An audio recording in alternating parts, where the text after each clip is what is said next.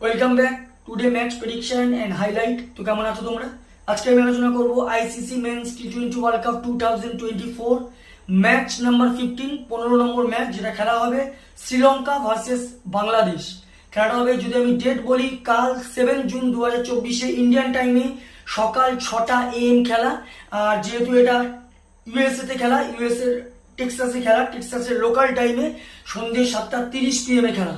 খেলাটা হবে ডালাসে, যেটা গ্র্যান্ড পাইরেস স্টেডিয়াম টেক্সাসে, ডালাসে খেলা। তো প্রথমে আলোচনা করবো ডালাসের ওয়েদার কন্ডিশন নিয়ে।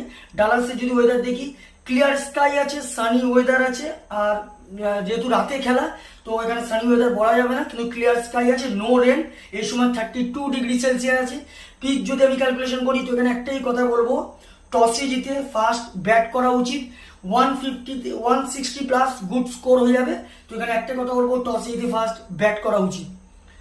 তো এখানে শ্রীলঙ্কার যদি আমি প্রেডিক্টেড 11 দেখি, Kusal Mendis wicket keeper, Pathum Nissanka, Dhananjaya de Silva, Sadeera Samarawickrama, Charith Asalanka, Angelo Mathews, Dasun Shanaka, Wanindu Hasaranga captain, Maheesh Theekshana, Matheesha Pathirana, Nuwan Thushara. বাংলাদেশে যদি আমি প্রেডিক্টেড 11 দেখি, তানজিন হাসান, সৌম্য সরকার, লিটন দাস উইকেট কিপার, নাজমুল হোসেন, সাকিবুল হাসান, তহিদ হৃদয়, মাহমুদুল্লাহ, রিশাদ হোসেন, তানজিন হাসান, সাকিব, হাসান মাহমুদ, মুস্তাফিজুর রহমান।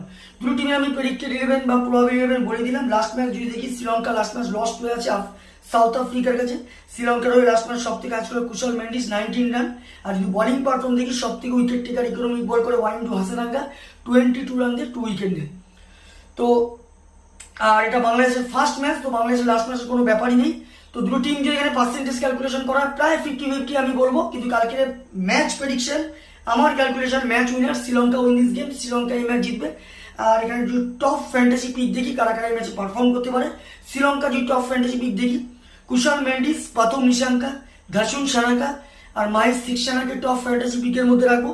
বাংলাদেশে যদি টপ ফ্যান্টাসি পিক দেখি, এখানে আমি সৌম্য সরকার, লিটন দাস, নাজমুল হোসেন আর তানজিন হাসান, সাকিবকে টপ ফ্যান্টাসি পিকের মধ্যে রাখবো।